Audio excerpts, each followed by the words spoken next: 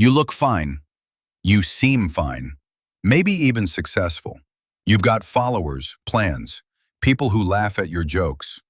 But late at night, when the noise fades, when the scroll stops and the world goes quiet, something inside you whispers, "Is this all there is?" And that whisper turns into a weight. You don't know where it came from, but it sits in your chest like something's missing, like you are missing. And so you distract yourself with achievements, with dopamine, with hustle. But the truth keeps leaking through the cracks.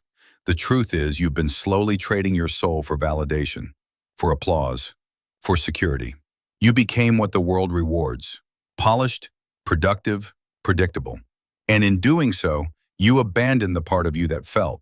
You abandoned the chaos, the curiosity, the creativity, the wounds, the wonder.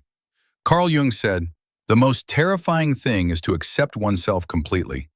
And maybe that's the root of the emptiness. Not failure, but disconnection. Not from others, from yourself. You stopped listening to your intuition because it didn't fit the schedule. You silenced your pain because it made others uncomfortable. You buried your dreams because they weren't realistic.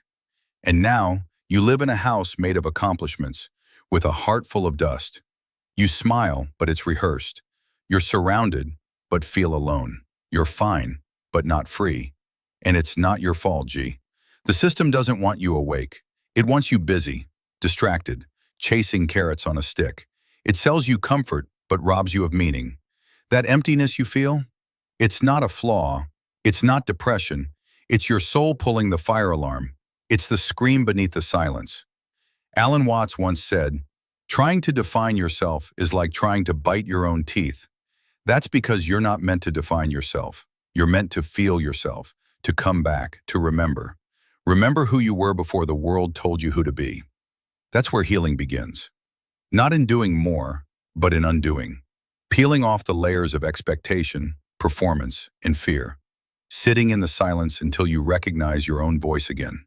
Because the opposite of emptiness isn't fullness, it's presence. And presence begins when pretending ends. So if you feel empty, G, maybe that's not the end. Maybe it's the beginning.